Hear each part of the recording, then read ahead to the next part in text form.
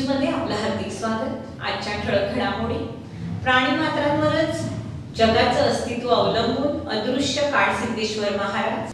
आंगणेवाडी येथे उसळला भक्तीचा महासागर। एसटी कर्मचाऱ्यांच्या सहनशीलतेचा अंत पाहू नका शरद पवार।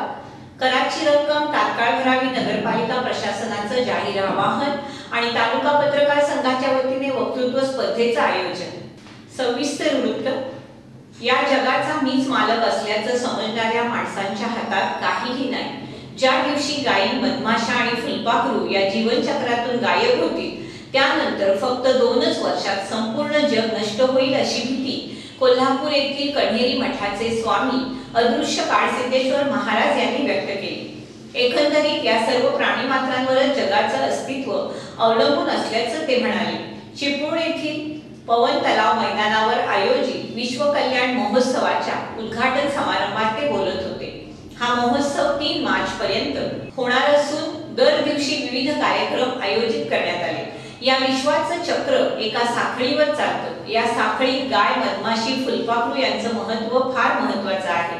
पूर्वी घर, भिंती शेणानं सारवल्या जात होत्या। याला गरिबी हे कारण नव्हतं, तर शेण उष्णता रोखत होतं। त्यामुळे घरात कायम शांतता नांदत होती। आता जमीन गेली आणि लाद्या आल्या, मात्र त्यामुळे दवाखाने वाढले असल्याचं ते म्हणाले। आज आंगणेवाडीत भक्तीचा महासागर उसळला होता। पहाटे 3 वाजल्यापासून यात्रेस सुरुवात झाली। देवीच्या दर्शनासाठी येणाऱ्या भाविकांच्या स्वागतासाठी आंगणेवाडी नगरी सजली होती। भक्तांना सुलभ दर्शन होण्यासाठी 10 रांगांचं नियोजन करण्यात आलं। 7 ते 8 लाख भाविकांची या यात्रा उत्सवात उपस्थिती होती। यात्रेची उच्चांकी गर्दी लक्षात घेऊन आंगणेवाडी ग्रामस्थ, महसूल, महावितरण, पोलीस प्रशासन, आरोग्य यंत्रणा सज्ज होती। विविध प्रकारची दुकानं, स्वागत कमानी, विद्युत रोषणाईनं आंगणेवाडी सजली होती। भाविकांसाठी देवीच्या दर्शनाबरोबरच विविध राजकीय पक्ष, सामाजिक संस्थांची शिबिरे, कबड्डी स्पर्धा, शूटिंग बॉल स्पर्धा यासह अन्य करमणुकीच्या कार्यक्रमांचं आयोजन करण्यात आलं होतं। एसटीचे कर्मचारी जनतेची सेवा करण्यासाठी अहोरात्र मेहनत घेत आहेत, परंतु या कर्मचाऱ्यांच्या मागणीकडे सरकार दुर्लक्ष करत आहे।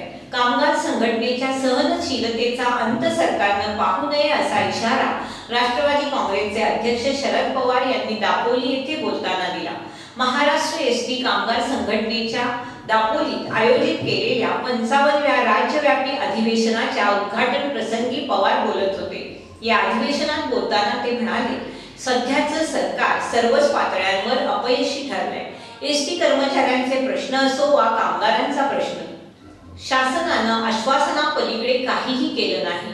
त्यामुळे समाजात जाऊन काम करणाऱ्या अशा कर्मचाऱ्यांमध्ये शासनाविषयी मोठा असंतोष आहे। कामगारांना न्याय मिळवून देण्यासाठी सरकारकडे आपला पाठपुरावा सुरू आहे, मात्र कामगार संघटनेच्या सहनशीलतेचा अंत सरकारनं पाहू नये असा इशारा त्यांनी दिलाय। ते खरं नाही। खऱ्या अर्थानं ती वाढ 17 ते 25% वर नाही। जे काही सांगितलं ते काही खरं नाही। मंत्र्यांनी सांगितलं की आम्ही वाढ इतकी दिली। एसटी कामगार माझे कामगार आहेत, मी पालक आहे, त्यांची मागणी पूर्ण करणारा मी आहे। मंत्री झाले त्यावेळी सुरुवातीला त्यांनी सांगितलं की कामगारांच्या हितासाठी, इस्त्री वाढवण्यासाठी, इस्त्री जगवण्याची माझ्याकडून पूर्ण फरक मदत। मलाही बरोबर म्हणजे कोणतरी एक चांगला कोणतरी मंत्री लोकांच्या पैसे घालणारा आला, काही शिवसेनेचे लोक मला भेटायला आले, वरिष्ठ लोक। तुमचं अभिनंदन, तुमच्या खात्याच्या वरच्या। खेड नगरपालिका हद्दीतील सर्व करदात्यांनी थकीत व चालू कराची रक्कम तात्काळ जमा करून नगरपालिका प्रशासनाला सहकार्य करावं असं आवाहन नगरपालिका प्रशासनाकडून करण्यात आले। खेड नगरपालिका हद्दीतील करदात्यांनी चालू आर्थिक वर्षाची स्थावर मालमत्ता कर आणि पाणीपट्टी नगरपालिका प्रशासनाकडे जमा करावी। ज्या करदात्यांकडे नगरपालिका कराची रक्कम थकीत आहे त्यांनी देखील थकीत कराची रक्कम तात्काळ भरावी। कायदेशीर कारवाई करण्याची वेळ आणू नये असं आवाहन करण्यात आले। जागतिक मराठी भाषा दिनाचं औचित्य साधून खेड तालुका पत्रकार संघ यांच्या वतीनं आणि खेड पंचायत समिती शिक्षण विभाग यांच्या सहकार्याने जिल्हा परिषद प्राथमिक विद्यार्थ्यांसाठी तालुकास्तरीय वक्तृत्व स्पर्धेचं आयोजन करण्यात आले। ही स्पर्धा 27 फेब्रुवारी रोजी सकाळी 10 वाजता पंचायत समिती कार्यालय सभागृह येथे होणार आहे। जिल्हा परिषद शाळांमध्ये शिकणाऱ्या विद्यार्थ्यांना व्यासपीठ धारिष्ट निर्माण व्हावं, आपल्या मनातील विचार सर्वांसमोर निर्भीडपणे मांडता यावेत या उदात्त हेतूनं खेड तालुका पत्रकार संघानं बोलते व्हा ही चळवळ सुरू केली असून याचाच एक भाग म्हणून 27 फेब्रुवारी रोजी या स्पर्धेचं आयोजन करण्यात आलंय। स्वच्छ भारत हा या स्पर्धेचा विषय असून बीट स्तरावर निवडण्यात आलेले प्रत्येकी 2 स्पर्धक असे एकूण 16 स्पर्धक तालुकास्तरीय स्पर्धेत सहभागी होणार आहेत। 27 फेब्रुवारी रोजी पंचायत समिती कार्यालय सभागृहात सकाळी 10 वाजता या स्पर्धेला सुरुवात होणार असून प्रत्येक स्पर्धकाला 5 मिनिटांचा अवधी दिला जाणार आहे। स्पर्धेत प्रथम क्रमांक पटकावणाऱ्या स्पर्धकाला 3003 रुपये रोख सन्मानपत्र, द्वितीय क्रमांकाला 2002 आणि सन्मानपत्र, तृतीय क्रमांकाला 1001 रुपये व सन्मानपत्र देऊन गौरवण्यात येणार आहे। युवा सेना महाराष्ट्र कार्यकारिणी सदस्य योगेशदादा कदम यांनी तालुक्यातील वेरळ येथील हिंदू मुस्लिम एकतेचं प्रतीक असलेल्या उर्साला भेट देऊन जलालशाह बाबांच्या दर्ग्याचं दर्शन घेतलं। यावेळी स्वीकृत नगरसेवक फारुख मणियार, नगरसेवक प्रशांत कदम, माजी नगरसेवक प्रसाद शिगवण, उद्योजक शैलेश कदम, युवा तालुका सचिव राकेश सागवेकर, साई खेडेकर, सजित तळवलकर, शिवसेना, युवा सेना, महिला आघाडी पदाधिकारी, कार्यकर्ते आणि हिंदू मुस्लिम बांधव उपस्थित होते। खेड येथील दीप न्यूज आणि दीप नेटवर्क यांच्या संयुक्त विद्यमाने 8 मार्च या जागतिक महिला दिनाचं औचित्य साधून विविध क्षेत्रात उल्लेखनीय कामगिरी करणाऱ्या महिलांना पुरस्कार देऊन सन्मानित करण्यात येणार आहे। तरी विविध क्षेत्रात उल्लेखनीय काम करणाऱ्या महिलांनी फोटोसह आपल्या कार्याची माहिती संकलित करून दीप न्यूज अभिषेक कृपा वाणीपेठ येथे 28 फेब्रुवारी 2019 अखेर जमा करण्याचं आणि अधिक माहितीसाठी मंदार आपटे, फोन नंबर 9960112686, दिलीप जाधव 9960242419 आणि अश्विनी वडके 92730425 यांच्याशी संपर्क साधण्याचं आवाहन आयोजकांतर्फे करण्यात आले। तालुक्यातील शिवतरकोण आणि आंबये सरहद्दीवर असलेले पुरातन स्वयंभू शिव मंदिराचा भव्य उद्घाटन सोहळा रविवार दिनांक 3 मार्च ते मंगळवार दिनांक 5 मार्च दरम्यान आयोजित करण्यात आला आहे।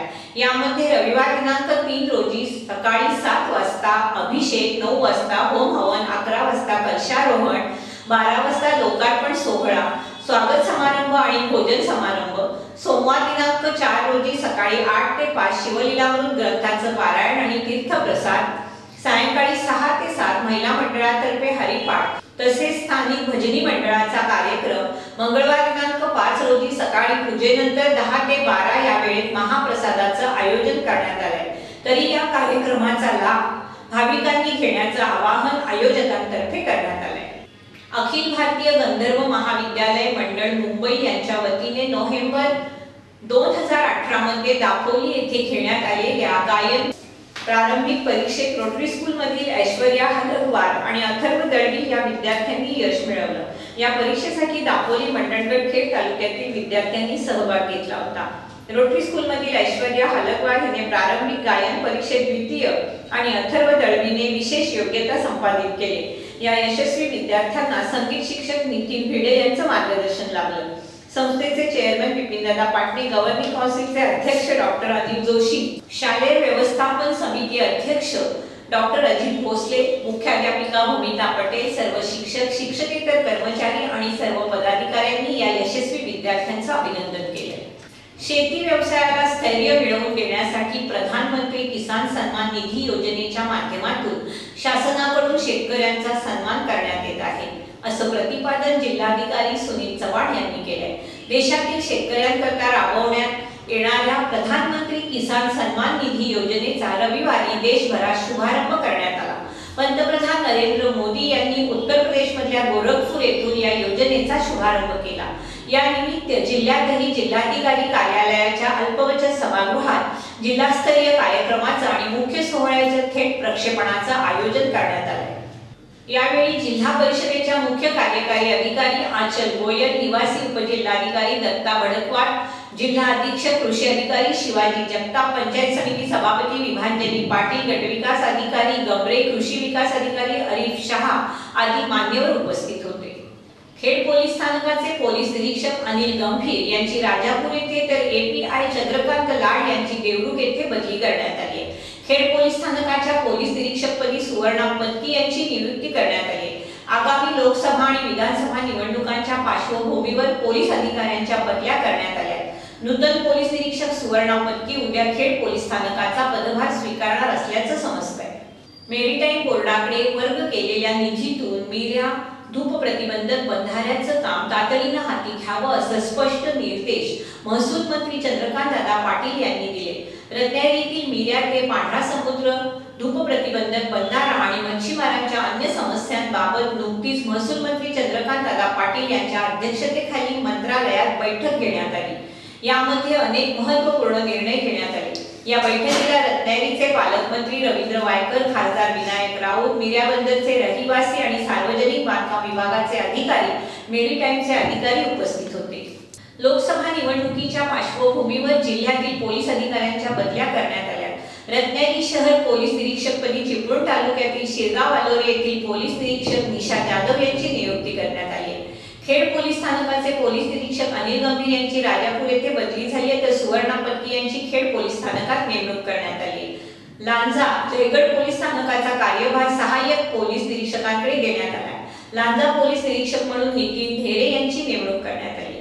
राजापूर तालुक्यातील नाणार रिफायनरी प्रकल्प होण्यासाठी आज रिफायनरी समर्थकांनी मुख्यमंत्री देवेंद्र फडणवीस यांची भेट घेतली। 3 मार्चला नाणार येथे प्रकल्प समर्थकांचा भव्य मेळावा घेण्यात येणार असल्याची माहिती उपलब्ध झाली।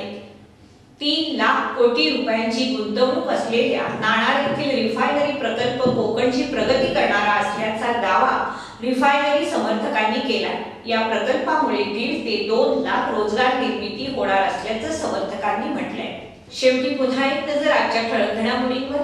प्राणीमात्रांवरच जगाचं अस्तित्व अवलंबून अदृश्य काळसिद्धेश्वर महाराज, आंगणेवाडी येथे उसळला भक्तीचा महासागर, एसटी कर्मचाऱ्यांच्या सहनशीलतेचा अंत पाहू नका शरद पवार, कराची रक्कम तात्काळ भरावी नगरपालिका प्रशासनाचं जाहीर आवाहन आणि तालुका पत्रकार संघाच्या वतीने वक्तृत्व स्पर्धेचं आयोजन। याचबरोबर दीप न्यूज संपल्या। धन्यवाद।